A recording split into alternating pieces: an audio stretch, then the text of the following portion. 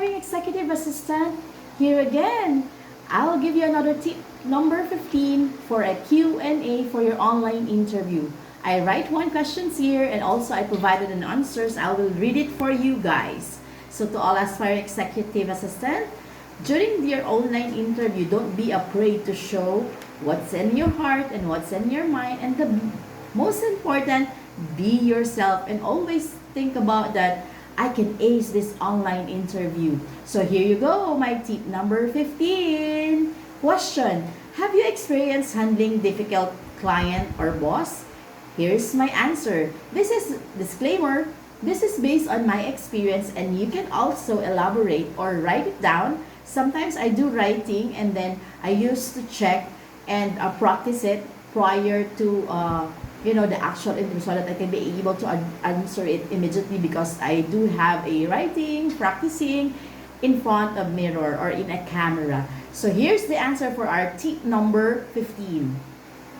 Yes, I have worked with the individuals or C executive who displayed similar traits.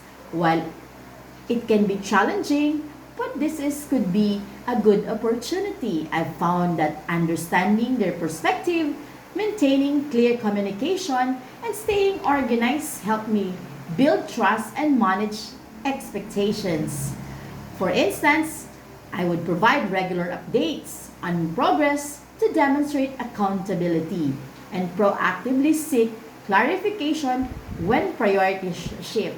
Sometimes, based on my experience, if you think that this is not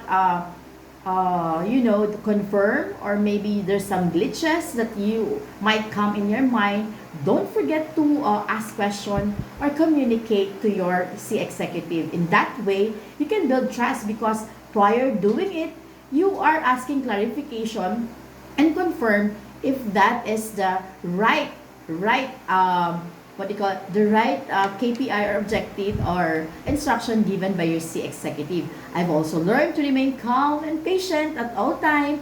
And C executive must be agile at all time. Focus on finding solutions rather than taking any critical feedback personally. Working with such personalities taught me adaptability and resilience, and the importance of being reliable support system for someone with demanding vision. So for every day, always think that every person has a unique personalities. So, and sometimes you have to understand that C executive is a very busy person, and also they are planning, they are planning how to reach the goals, the sales for the month.